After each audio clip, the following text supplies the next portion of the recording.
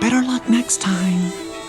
Double check your lucky numbers. Here are 15 unlucky people who painfully lost the food lottery. Screwed by Skittles. You're screwed. The popular concept of the food lottery is all about hitting the jackpot, like finding an extra piece of chicken in your bucket, or striking out, like when you get a bag of chips that's mostly air. And when you lose the food lottery, it can be a heartbreaking experience for you and your unsatisfied cravings. Case in point, this unlucky candy connoisseur just wanted to taste the rainbow, but didn't even get half of one. Skittles is owned by chocolate magnates Mars Inc. and sold under the Wrigley brand. The company's consumer care department states that Skittles are produced in equal amounts of red, green, orange, yellow, and purple, so that each color gets around 20% of total production. But in this case, those numbers just didn't add up. 100 minus 43, take the 1 from the 0. Wait.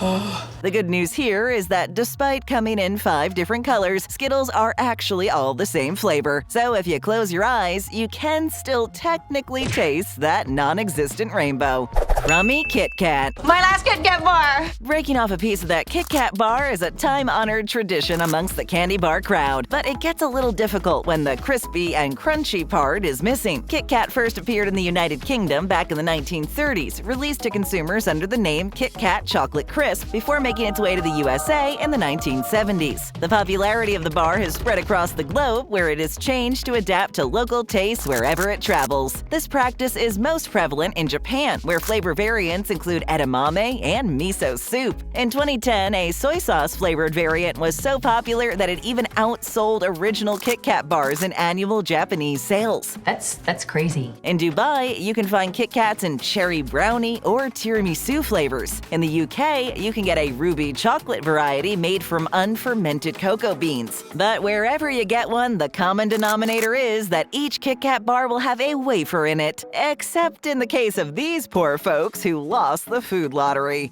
Hi-chew, boo-hoo. Chew, swallow. Everyone's got their favorite flavor of the chewable confection called Hi-chew, but the food lottery can be harsh when a single flavor is the only flavor you want. Good luck with that. This is especially tough considering the variety and availability of flavors you can get due to the chewy candy's origins and flavor varieties, which go back nearly 100 years. Hi-chew's predecessor was invented in 1931 in Japan and was known as the Chewlet, created as an edible chewing gum that could be swallowed. It eventually rebranded as Hi-chew and found its way to American shores in 1975, with over 200 different flavors having been released since. Today, there are 50 distinct Hi-chew tastes sold around the world, and 21 of them are sold in the United States. In the case of this candy craver who specifically wanted a mango Hi-chew from a half green apple and half mango bag, it was a food lottery letdown because only 1 out of their dozen Hi-chews was a mango. Burrito No-No. No! No! It's hard to top a warm, hearty, bursting with ingredients burrito at any time of the day, but that only counts if the burrito actually has ingredients in it. When properly prepared, the wonderful wraps are so popular that estimates place worldwide sales somewhere between 14 and 16 billion burritos every year. They're as popular as ever here, too, with restaurant chain Chipotle figuring that they sell 550 million of them in America every year. Chipotle. What are you gonna do? Go to Taco Bell?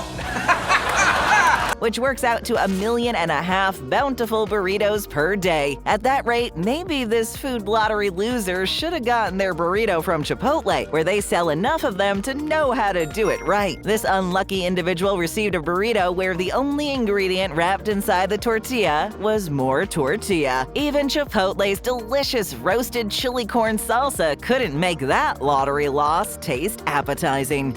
Tough tomato. Tough as hell. The tasty tomato is a versatile addition to everything from soups to sauces to sandwiches. But when it's up to the food lottery, they can't all be winners. Considering the number of tomatoes grown and harvested in America, the odds should be a little more in your favor for getting a red and ripe tomato. Yeah, that's what you wish, Steve. Of the world's 186 million metric tons of tomatoes that were grown in 2020, a full 12 million of those were grown in the USA, which ranked 4th among among global production. Typically, the industry defines medium-sized tomatoes, like the one you would find in the supermarket, as weighing between 4 and 8 ounces. But this unlucky lottery draw wasn't even close, sneaking its way into the produce section without being ripened or growing any larger than a nickel. First time here? Then become an official BabbleTopper by hitting that subscribe button. It's easier than winning the lottery. Thank you. Problematic Pop-Tarts. Make your brain pop. Pop, pop, pop, pop. Whether it's remembered as a sweet and toasty breakfast treat or an after-school pick-me-up, Kellogg's Pop-Tarts were a part of childhood for many. But the nostalgia for those toaster treats sometimes glosses over the modern iteration of the Pop-Tart, which from time to time can be spoiled by some bad luck, resulting in a food lottery loss. These toasty treats have been around since 1964, and the concept was based on a then-new technology from the Post Cereal Company of dehydrating meals and sealing them in foil to maintain freshness, which, believe it or not, was first used for dog food. Oh, Clark, that's Buster's dog food. The convenience of Pop-Tarts was such a hit that they sold out completely in the first 2 weeks on shelves. Today, there are nearly 24 different flavors to choose from. And while the frosting is some folks' favorite part, Pop-Tarts didn't come frosted for the first 3 years they were available. And depending on your luck with the food lottery, they might not be frosted today either. Fans have recently shared more than one instance of Pop-Tarts with a frosting folly, no thanks to the randomness of the food lottery.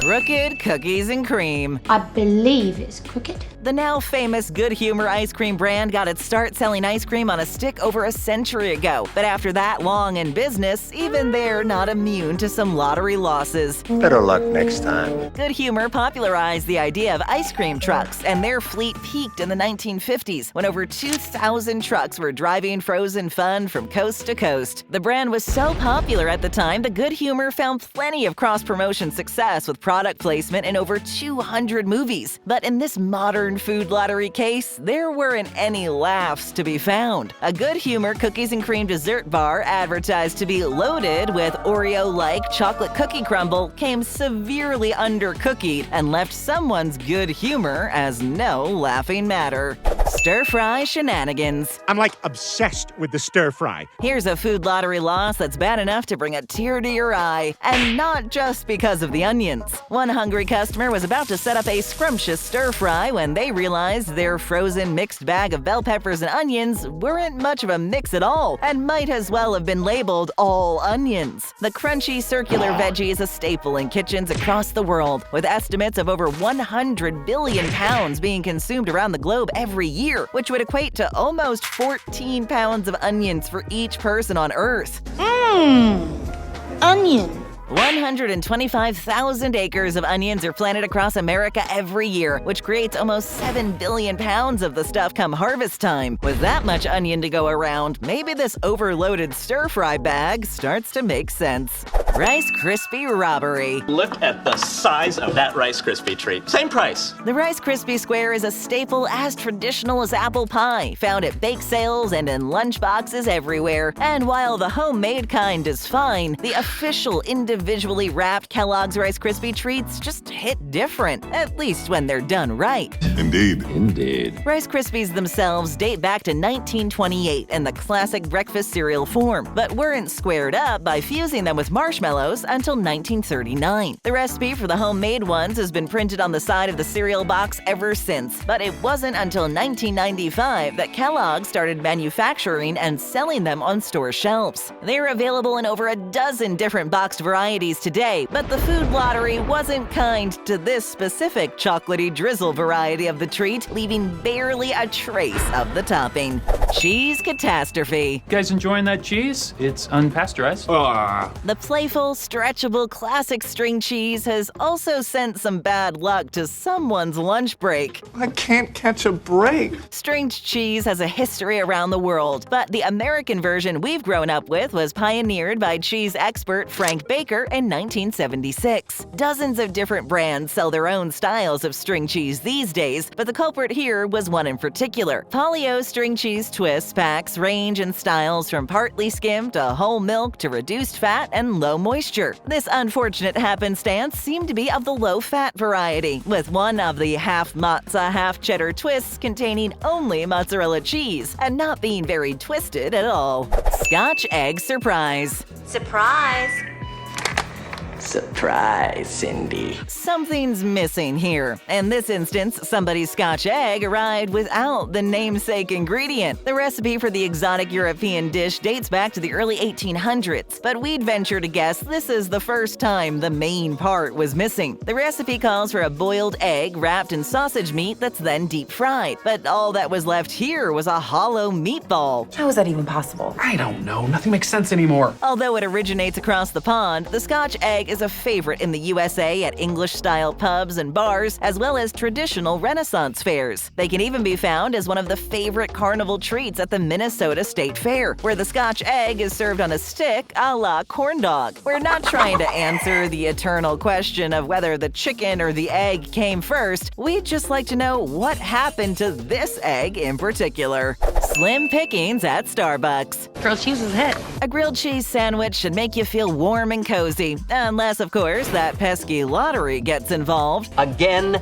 and again and again. When grabbing a quick pick-me-up at the local Starbucks, the worst result should be maybe forgetting the oat milk or the extra whipped cream swirl, or maybe not quite filling your Pike Place roast to the tippy top. But when you branch out into the foodstuffs side of the equation, it can look even worse. The Coffee Giant was founded back in 1971, but it didn't get into serving sandwich fare until 2003 when it started on breakfast sandwiches before moving to classic lunch fare 3 years later. Even after 17 years, they sometimes struggle to make sandwiches right. This poor customer's grilled cheese sandwich wasn't very grilled, and you'd have to squint to find the cheese. Maybe next time, hedge your food lottery bets and stick with a Frappuccino. Atrocious Applebees. Sorry, honey, this review for Applebee's has turned into a 50-pager. 2006 was the year Ricky Bobby's dad Reese not so calmly insinuated that Applebee's has rats. Applebee's has rats! But even if there were rats at Applebee's, they might not be interested in this barely there burger. Whether the case of an undersized beef patty or an oversized bun, someone has the food lottery to thank for this mishap. Americans love their hamburgers, to the tune of 50 billion of them being sold every single year across the country. But looking at the teeny size of this unlucky lottery draw, you'd need that many burgers to satisfy your appetite. Ice cream sandwich situation. Ice cream sandwiches! Ah! Everybody loves M&Ms and their factually correct slogan about where they do and do not melt. But thanks to the food lottery, they might need to change their name from M&Ms plural to M&M singular. The only thing that might beat a classic ice cream sandwich is if the ice cream is sandwiched between cookies. And even better if those cookies contained a little something extra. Chocolate chips are great, but M&Ms might be the king of extra cookie ingredients. That is, if there are enough of them to enjoy. It makes sense, doesn't it? So excuse us if we don't count one singular M&M as enough to enjoy.